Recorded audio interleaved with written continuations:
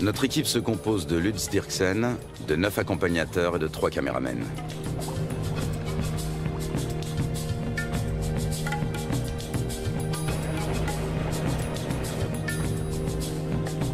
Même en pleine saison sèche, le niveau de l'eau est toujours très élevé.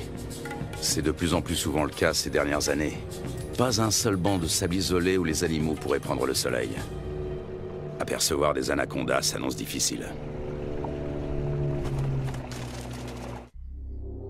Le grand anaconda, aussi appelé anaconda vert, vit à l'est des Andes, près des grands systèmes hydrologiques.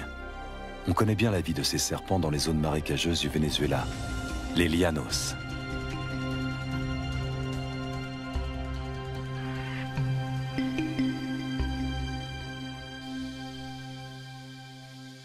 Là-bas, les anacondas mesurent rarement plus de 4,5 mètres de long. Leur proie préférée, ce sont les capybaras, les plus grands rongeurs au monde dont les dimensions peuvent atteindre celles d'un chien berger.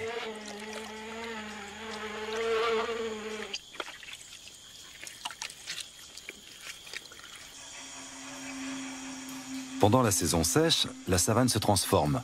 Les lacs deviennent de vastes champs de boue durcie.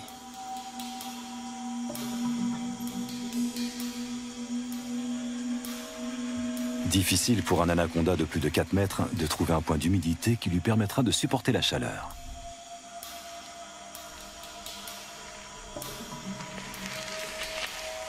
Les petits spécimens ont moins de mal à survivre.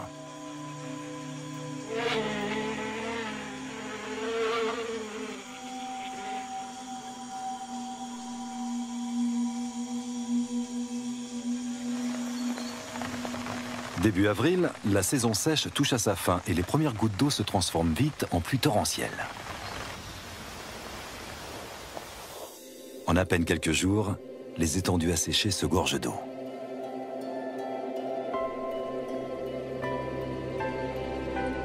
L'anaconda retrouve enfin son élément de prédilection. De toutes parts, la savane verdit et renaît à la vie.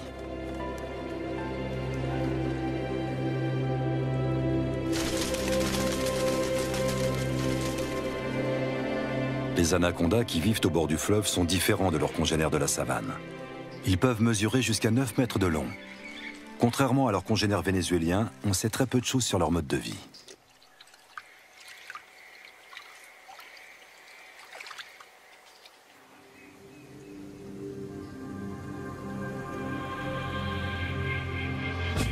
Notre première journée de voyage touche à sa fin à Riwa, le dernier village qui borde la rivière. Un monde sauvage nous attend ensuite.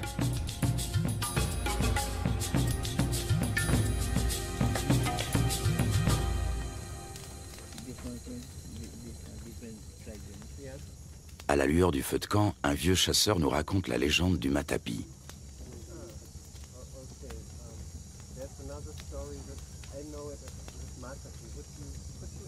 Cet ustensile permet aux femmes d'extraire le jus toxique du manioc. L'idée en est venue à un chasseur alors qu'il observait un anaconda en train de se nourrir. Il a conçu une clé faite de lianes qui imite les mouvements de contraction du serpent en train d'avaler sa proie.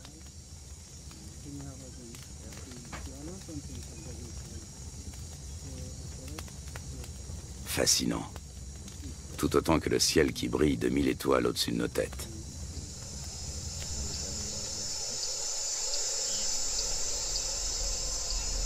Le grand anaconda appartient à la famille des Boidae. Il tue en enroulant étroitement son corps musculeux autour de sa victime jusqu'à ce qu'elle meure étouffée. Ses dents sont orientées vers l'arrière, ce qui lui permet de la maintenir, sans toutefois la découper. Il n'a donc pas d'autre choix que de l'engloutir en une seule fois.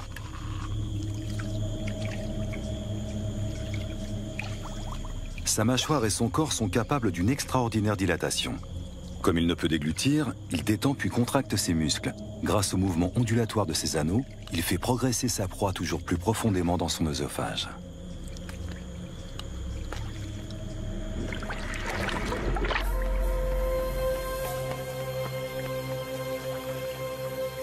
Un groupe de becs en ciseaux prend son envol dans la lumière du petit matin.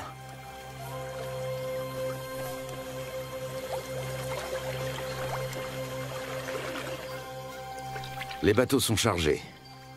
Un rapide petit déjeuner, puis il faut repartir.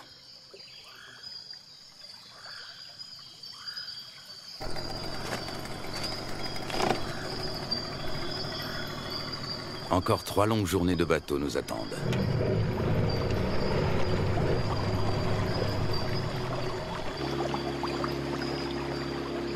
Notre objectif, un territoire inexploré situé en amont de la rivière. Il y a 2 ans, des chasseurs y ont observé des anacondas de plus de 6 mètres de long. Lutz Dirksen a l'intention de remonter cette piste. Il souhaite également réaliser la cartographie des espèces que l'on peut rencontrer dans la région. Plus nous progressons et plus la nature nous semble vierge.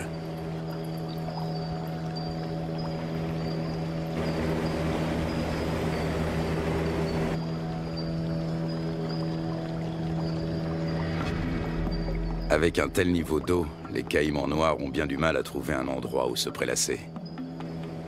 Les plus gros spécimens, eux, ont trouvé leur place au soleil.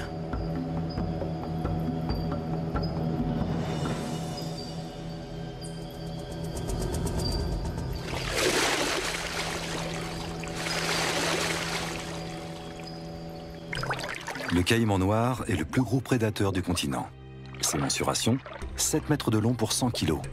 Des écailles viennent agrémenter sa tête et son dos.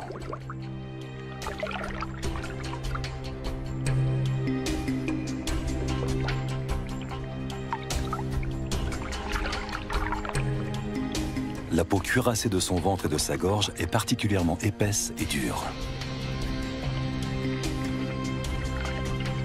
Sa mâchoire supérieure est typique de son espèce. Toute dent qui tombe repousse invariablement.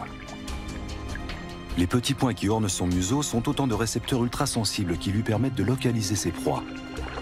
Au fil de l'évolution, les crocodiliens, dont font partie les caïmans, ont su imposer leur domination. Après plusieurs heures de trajet, une pause est la bienvenue. C'est Lutz Dirksen qui tient le journal de l'expédition. Ses observations précises sur les espèces rencontrées lui seront plus tard d'une grande utilité. Notre campement sur la rive a éveillé l'intérêt des caïmans. Prudemment, mais non sans une certaine curiosité, ils viennent y voir de plus près.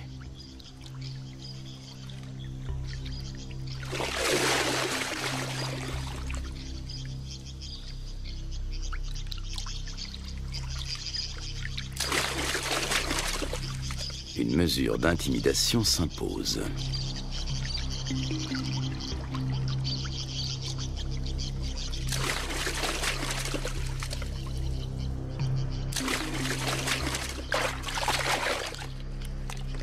Dans l'eau, le caméraman se fait tout petit.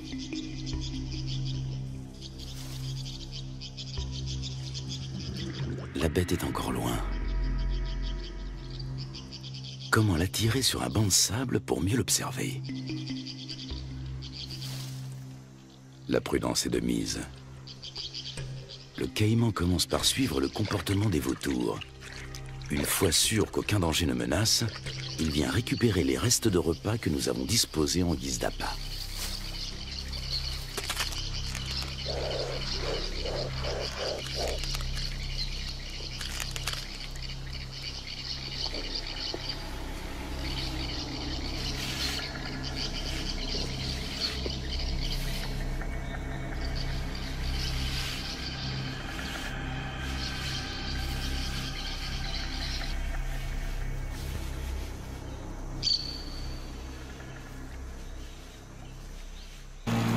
Le voyage reprend à bord de nos 3 bateaux. Dans ce virage, la rivière a creusé une profonde entaille dans la berge et coule désormais tout droit. Des vestiges de l'ancienne berge se dressent encore au milieu du courant qui se renforce. Les moteurs des bateaux sont soumis à rude épreuve. Les limites des rivières sauvages varient souvent, formant de multiples bras morts et des étangs.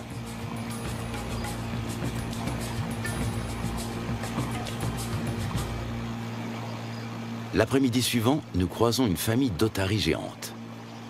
Les Indiens les attirent grâce à un cri bien particulier.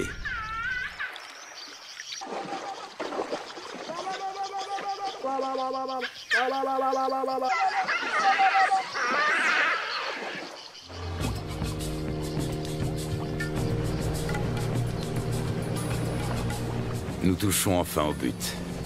Il ne peut s'agir que de l'endroit dont les chasseurs ont parlé. C'est ici que nous allons nous établir pour partir à la recherche des grands anacondas. Nous remontons notre équipement aussi loin que possible de la rivière. Par temps de pluie, les eaux peuvent monter très vite.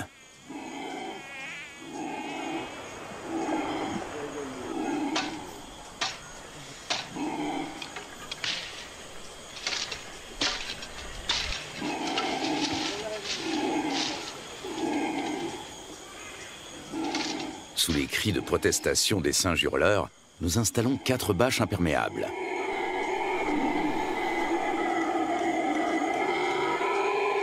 Une bâche pour la cuisine.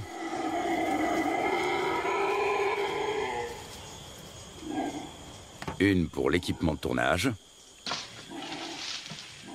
Et 2 pour nos hamacs.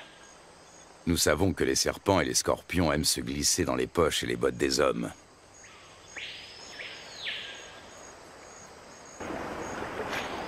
Du poisson frais vient compléter nos rations de riz, de pâtes et de haricots.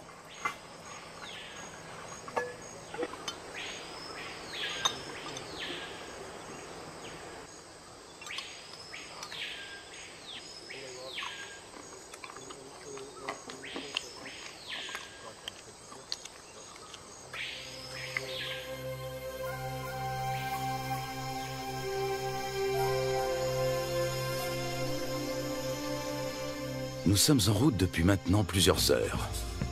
En raison des fortes précipitations, les eaux sont encore très hautes, au point que les branches gênent notre progression. Les animaux n'ont pas besoin de venir à la rivière pour trouver de l'eau.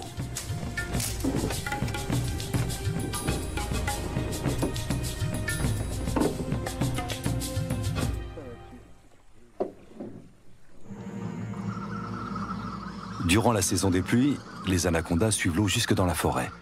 Ils passent toute leur vie dans les marécages. Même leur venue au monde a lieu en milieu aquatique. Dans le corps de leur mère, les embryons grandissent à l'intérieur des œufs. Lorsque ceux-ci sont prêts à éclore, les jeunes s'extirpent de la coquille avant d'être sortis du ventre de la mère. Ils naissent ensuite sous forme de petits serpents parfaitement développés. Ils sont tout de suite dans leur élément. Le nombre de jeunes dépend du gabarit de la mère. Chez une grande femelle, une portée peut compter plus de 80 serpenteaux.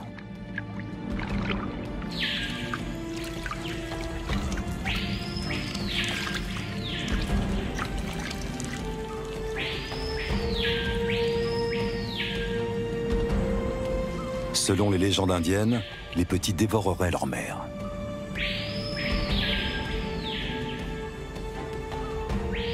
Un certain nombre de serpenteaux s'éloignent quelques minutes à peine après leur naissance.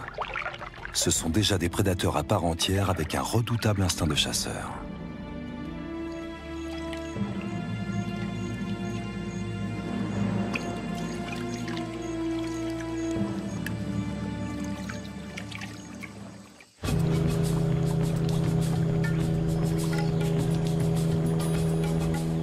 Pour son bain de soleil, cette iguane a choisi une souche d'arbre.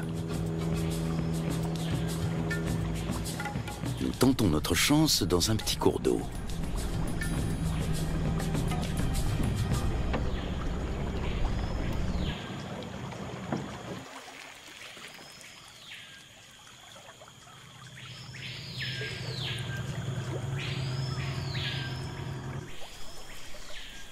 Aux aguets, notre capitaine a repéré un mouvement et attrapé le responsable.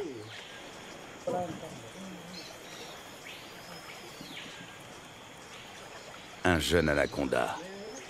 Il fait près d'1 mètre de long et est âgé de seulement quelques semaines. Sa première mue le rend quelque peu apathique.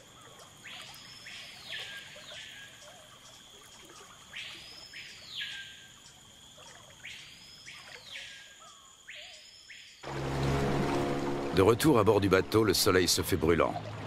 La saison sèche semble enfin arriver. Il faudra toutefois attendre plusieurs jours pour que le niveau des eaux baisse.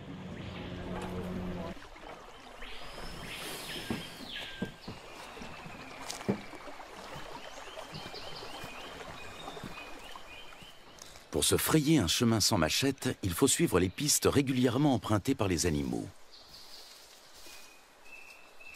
Voici un boa constrictor.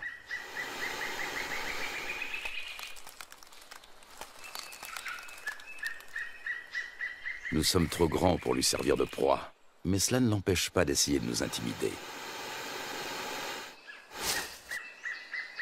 Lutz Dirksen connaît bien le comportement des serpents. D'une main experte, il attrape doucement mais fermement l'animal derrière la tête. Le boa constrictor est un cousin terrestre de l'anaconda. Celui-ci mesure près de 3 mètres. Il s'agit clairement d'une femelle.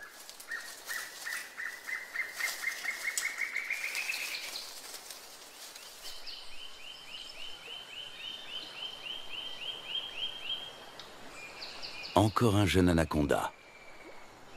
Lorsqu'ils sont âgés d'à peine quelques jours, ils se montrent particulièrement agressifs.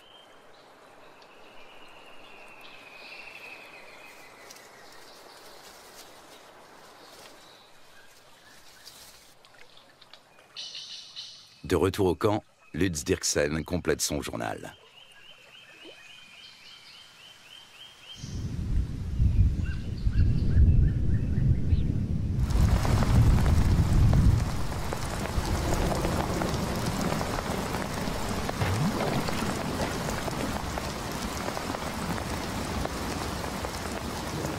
Ces 4 dernières années, la Guyane n'a pas connu de saison sèche normale. Le manioc a même pourri sur pied. À l'origine de cela, les phénomènes météorologiques tels que la Niña et le réchauffement climatique.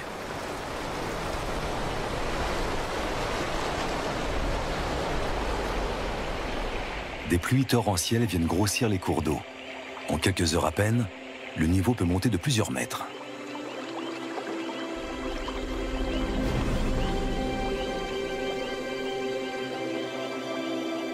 Les forêts qui bordent les rivières ont l'habitude de ces caprices saisonniers.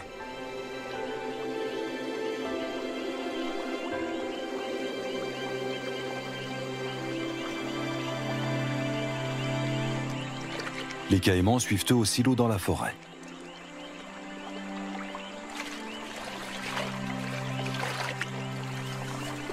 Même le tapir trouve de la nourriture sous l'eau.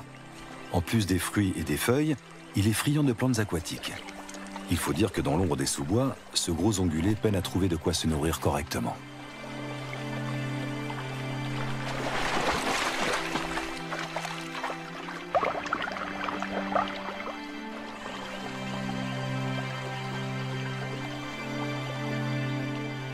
D'autres, en revanche, tentent d'éviter l'eau.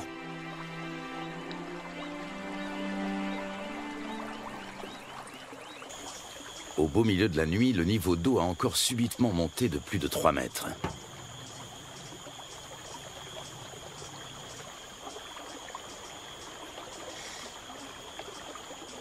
Nous sommes parvenus à mettre en lieu sûr la plupart de nos provisions, et surtout nos bateaux.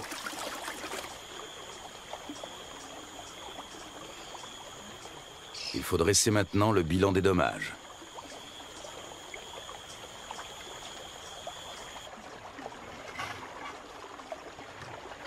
Tout est humide, voire trempé. Même notre matériel de tournage doit être séché.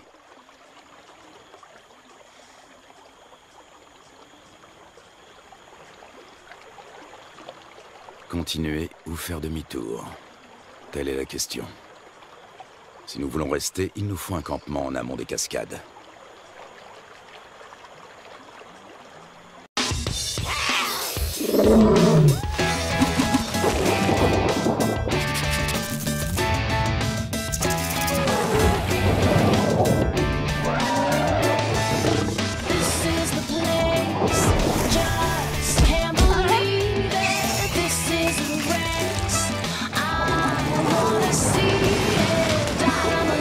Try to survive as a cry inside.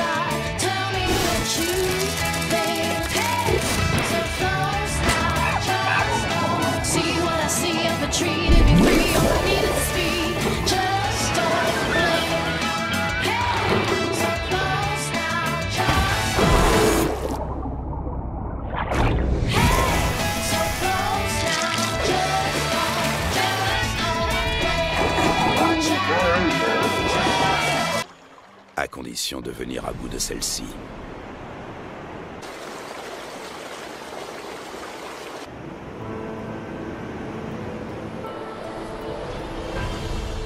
Rapides et cataractes sont fréquents en Guyane.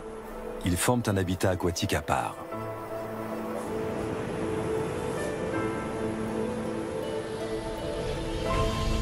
Les vautours s'attribuent les victimes de noyades.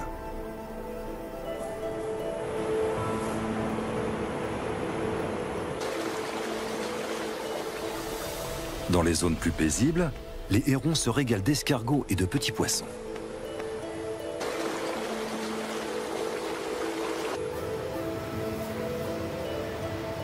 Les loutres géantes, elles, aiment chasser dans les remous poissonneux.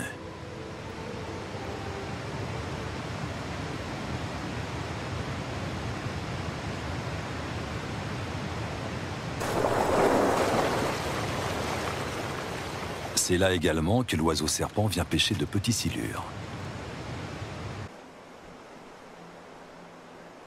Nous sommes sur le territoire du jacara, la seule espèce de caïman qui évolue dans ces eaux torrentielles. Il est nettement plus petit que le caïman noir.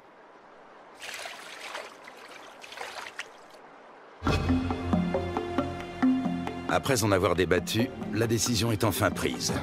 L'équipe va se séparer. Un bateau va prendre le chemin du retour. L'équipe de tournage, accompagnée de 6 des guides, va relever le défi et continuer la route vers l'amont. Impossible de savoir ce qui nous attend. Peu de gens se sont déjà aventurés au-delà de ces cascades. Pour y parvenir, il nous faut des troncs d'arbres. Ils vont nous servir à faire avancer les bateaux tout en protégeant leurs coques. Chacun d'entre eux pèse près de 300 kilos.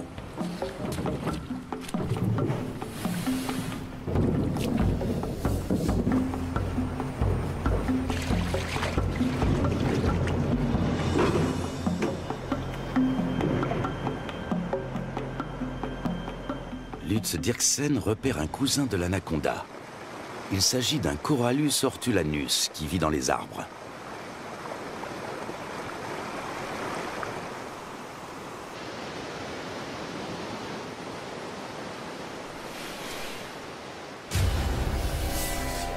Ce boa de couleur verte est connu pour son agressivité, mais fort heureusement, il n'est pas venimeux.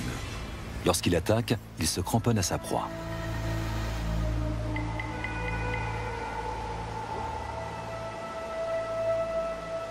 Au niveau de sa lèvre supérieure, on distingue ses fossettes sensorielles.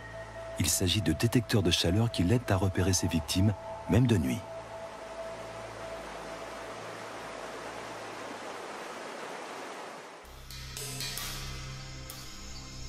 L'anaconda aussi s'oriente grâce à la chaleur corporelle dégagée par ses proies lors de la chasse.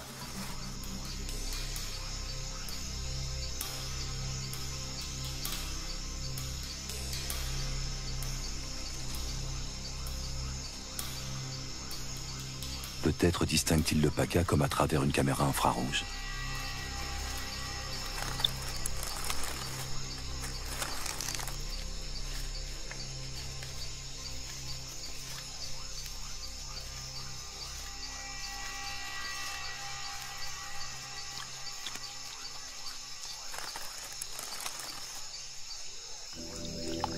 Le plus souvent, l'anaconda chasse en restant immobile sous l'eau, attendant qu'une proie arrive à sa portée.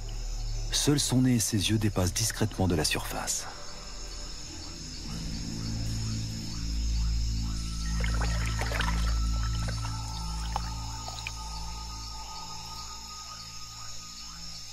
Avec sa langue fourchue, il détecte la moindre odeur.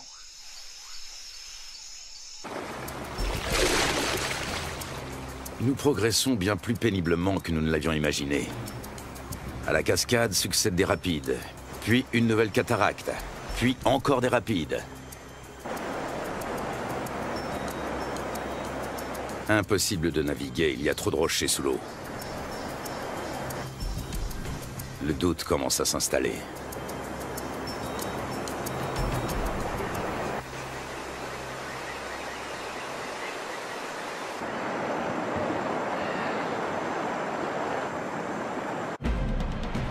Dans le cours supérieur, les eaux sont particulièrement impétueuses.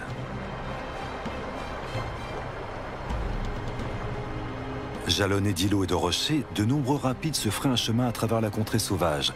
Souvent, ils sont impraticables sur plusieurs kilomètres.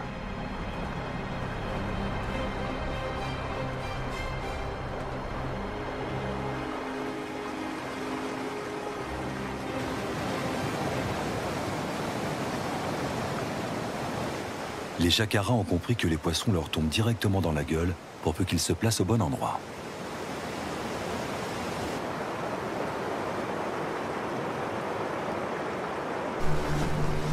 Au bout d'à peine quelques centaines de mètres, une nouvelle cataracte nous ferme le passage. Une fois de plus, impossible de passer.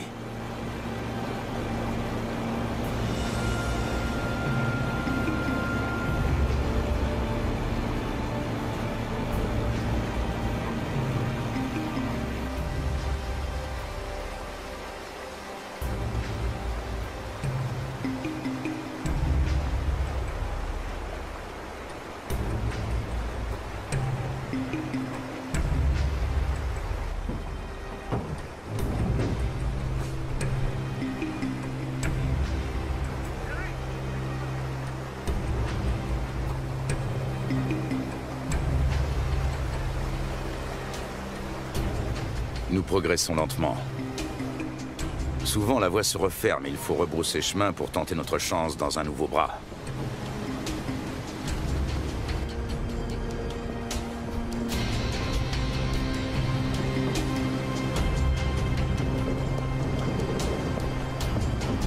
Il nous aura fallu une journée entière pour parcourir 500 mètres.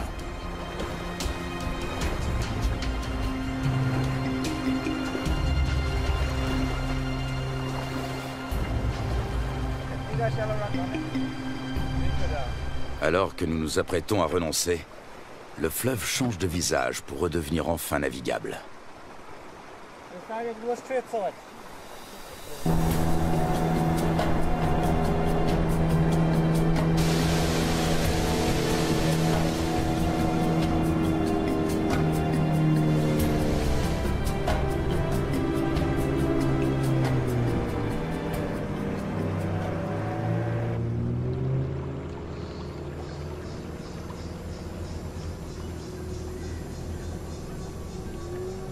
Devant nous, la rivière se dédouble.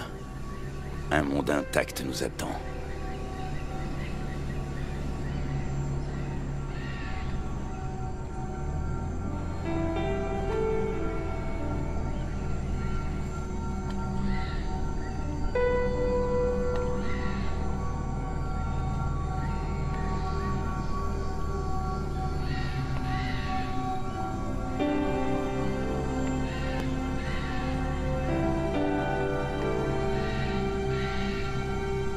Le lendemain, un nouveau campement est monté. Cette fois, nous espérons être à l'abri des eaux.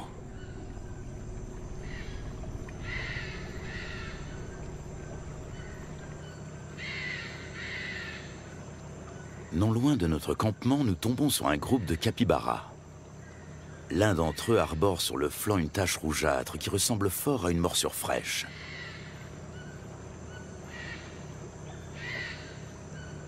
Les rongeurs ne semblent pas gênés par notre présence.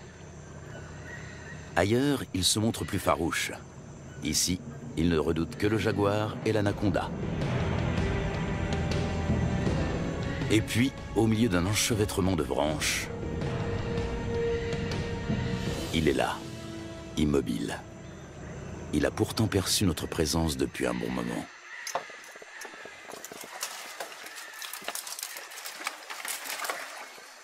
Impossible de l'approcher.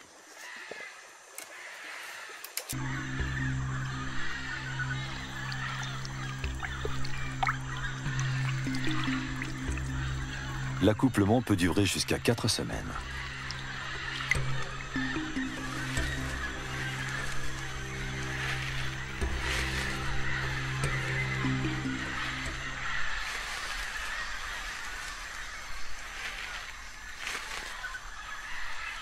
Les mâles repartent ensuite, chacun de leur côté.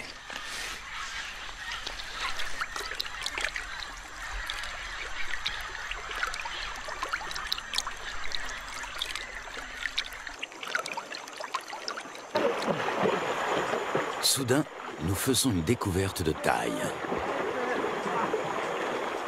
Un serpent géant tout près de la rive.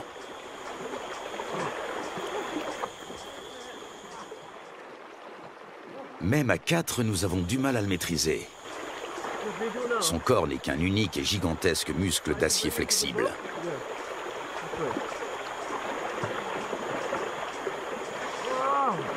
Il doit avoisiner les 200 kilos. Il s'agit d'une femelle.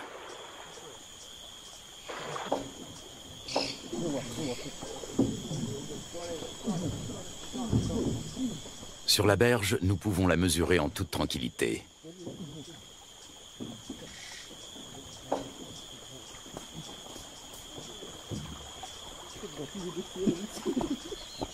Un sac sur la tête devrait la calmer. Un moyen qui a fait ses preuves.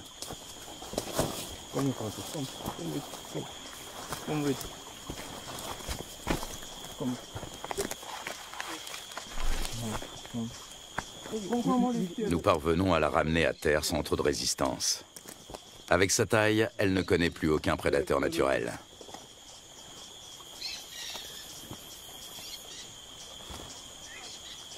Certes, elle n'est pas venimeuse, mais elle sait se défendre.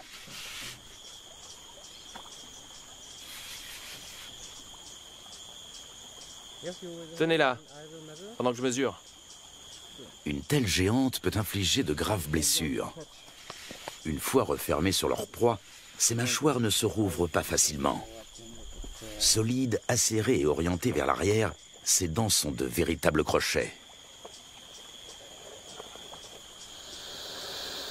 On distingue parfaitement sa trachée située à l'avant de la gueule.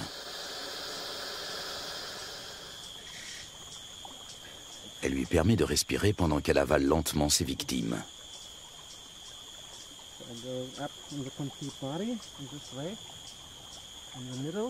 L'anaconda fait jouer ses muscles. Difficile de prendre ses mesures.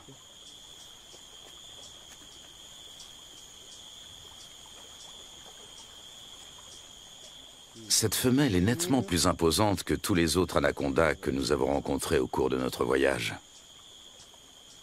Lutz doit s'y reprendre à plusieurs reprises.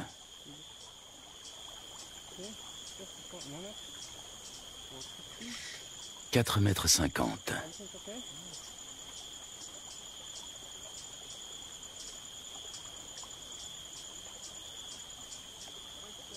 « 5,70 m. La bête mesure près de 6 mètres. Un sacré morceau.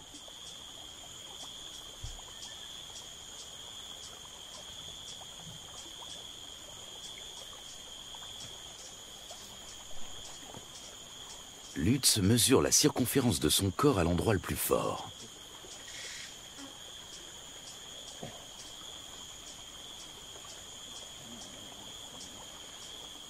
« 63 cm.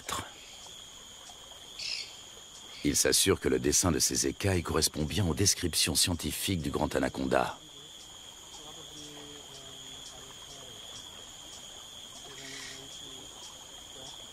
Ces plaies proviennent d'un marsupial. Il arrive que l'anaconda se blesse pendant qu'il étouffe ses victimes.